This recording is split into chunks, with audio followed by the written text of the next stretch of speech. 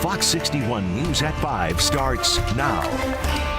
Now at 5, 2 teens recovering tonight after one was shot, the other hit by a car. We're hearing from the suspect's lawyer tonight about what he says led up to the incident.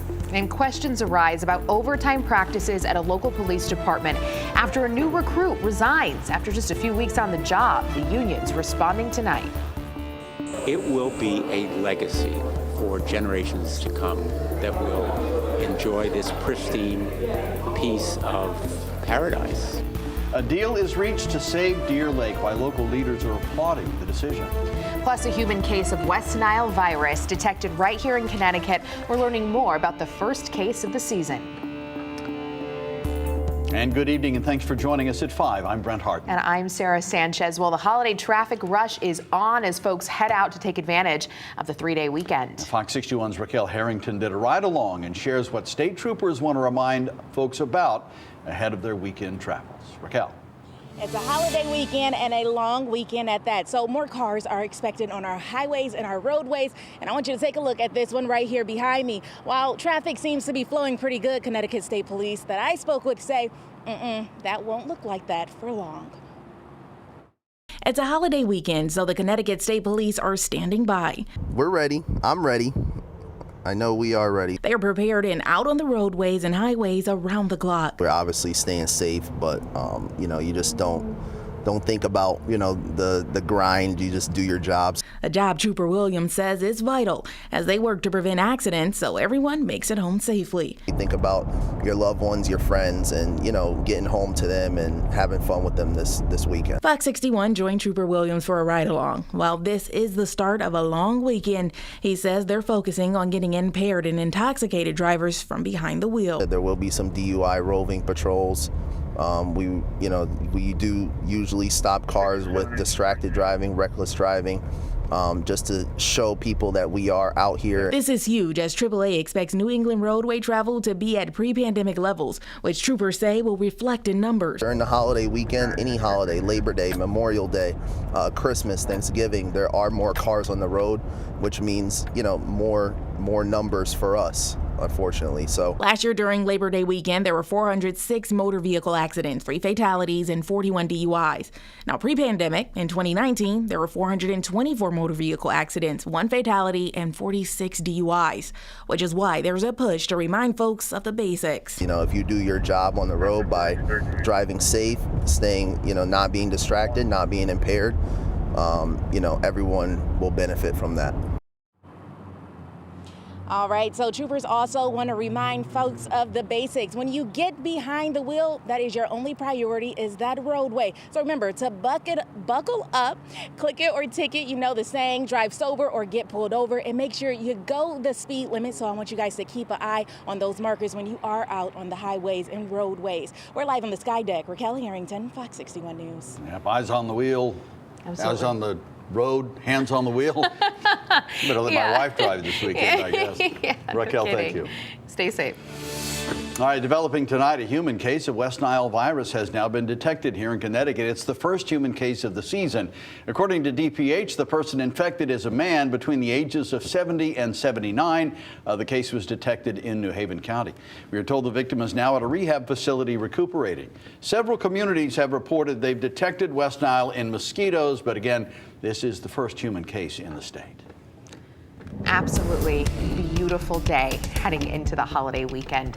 Blue skies over Colebrook Lake this afternoon. Look at that, not a cloud in the sky. And the question is, will this nice weather last for the weekend, at least a part of the holiday weekend, Rach? And the answer is yes, a part of the holiday weekend. We're going to start off just like this, and then we'll transition to some warmer weather, more humid weather, and then wet weather to finish. So I think this holiday weekend, we have a little bit of something for everyone. Right now in Farmington, blue sky, temperature of 77 degrees. Can we talk about this morning? It was, dare I say it, a little chilly on your way out the door. Sunday is when we do have the next chance for a scattered shower or storm, but most of the day is dry if you have outdoor plans or activities. And Monday, I think we'll see off and on showers through the day with a lot of clouds and more humidity. Right now, we're looking at temperatures that are in the mid mid to upper 70s, close to 80 degrees in Danbury. It is a beautiful night to fire up the grill, have dinner on the deck or patio, go out to eat outside while they still have outdoor seating. Temperatures in the mid 70s as we are sitting down to dinner inland and at the Connecticut shoreline. Low temperatures tonight in the 50s. Once again, maybe not quite as cool as it was this morning, but still in that ballpark where it's great sleeping weather. If you want to open up the windows tonight, close to 60 at the Connecticut shoreline. So here's your Saturday. We'll start the day off with a mix of sun and clouds. Overall, though, it's a bright day. Temperatures in the upper 70s at lunchtime and climbing into the low 80s for most of the state as we head through the afternoon. Great weather for outdoor plans, and most of Sunday is too. We'll time out that shower, thunderstorm chance for later Sunday and Labor Day coming up. The Manchester man accused of shooting a teen and running over another teen last night faces a judge today.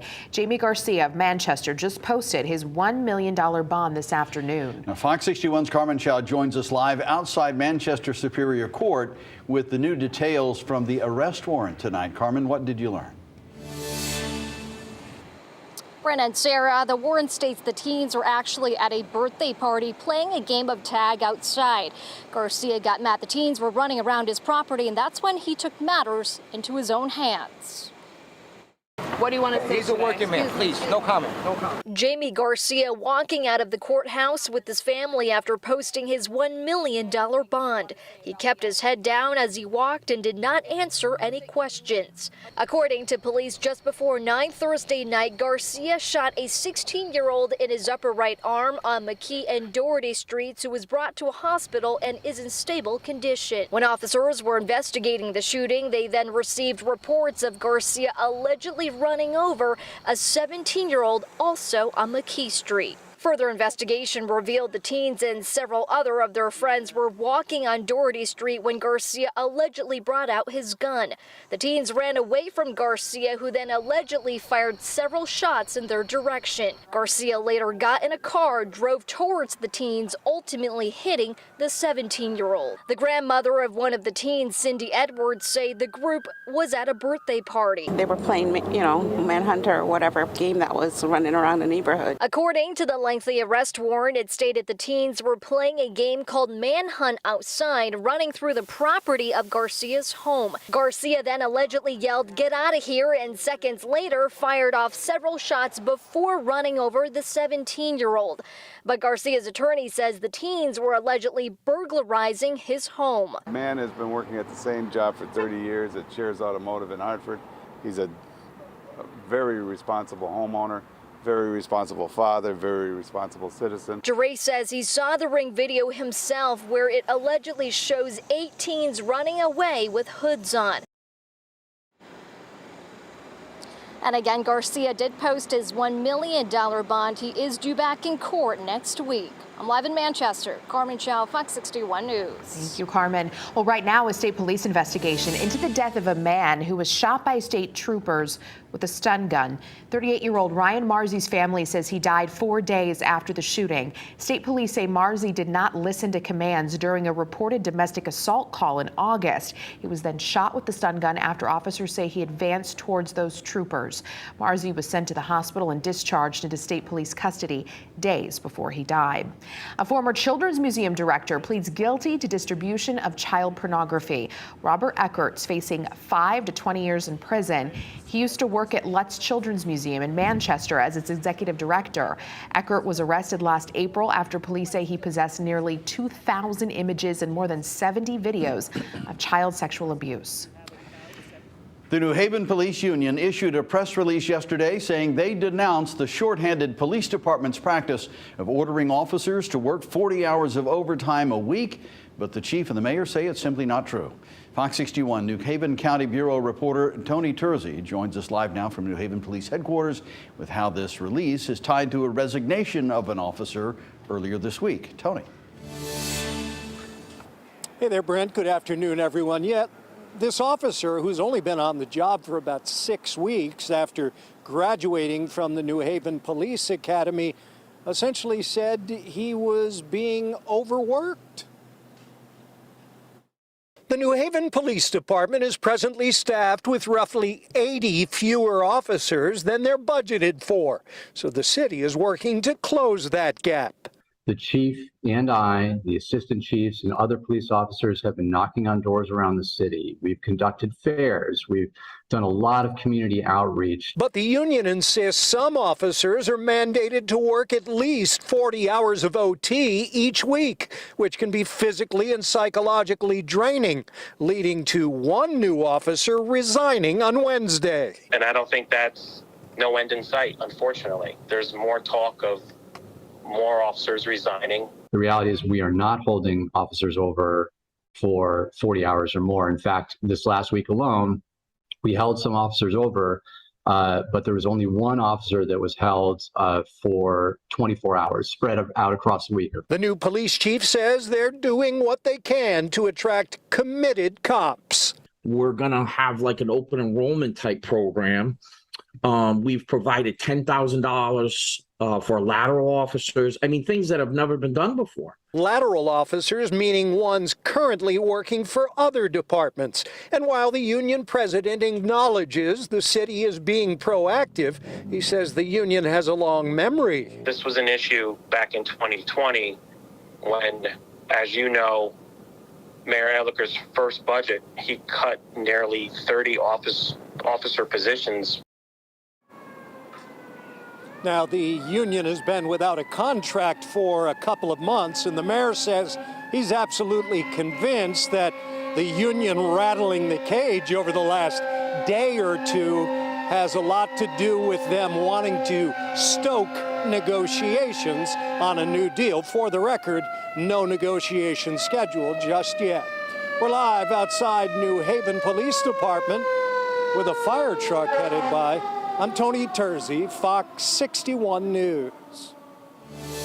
Tony, thank you. Senator Richard Blumenthal has introduced legislation calling for front visibility standards for cars. Now, recent reports show blind zones in front of some vehicles can be as large as 16 feet, and Senator Blumenthal says that distance obscures children from view and puts them at risk of being run over and even killed, something he says is preventable. The death of a child by the hands of a parent or a caregiver in a driveway because that parent can't see over the hood of the car is absolutely tragic. The National Highway Traffic Safety Administration says it is starting a review of the size and scope of front-over crashes. People's United Bank customers have officially transitioned to M&T Bank. During the switch, there are some things you need to know. The transition wrapped up just moments ago, right at 5. Customers will no longer be able to access their accounts through People's United mobile and online banking, but they can still access ATMs and debit cards. Beginning tomorrow, People's Bank's customers can transition to using their new M&T debit or ATM card. Officials say customers don't need to stress out. There's a lot of things going on. Enjoy the weekend. Come into the branch sometime next week. Say hello. If you've got a question, reach out to us. All M&T Bank locations will reopen Tuesday morning after the holiday weekend.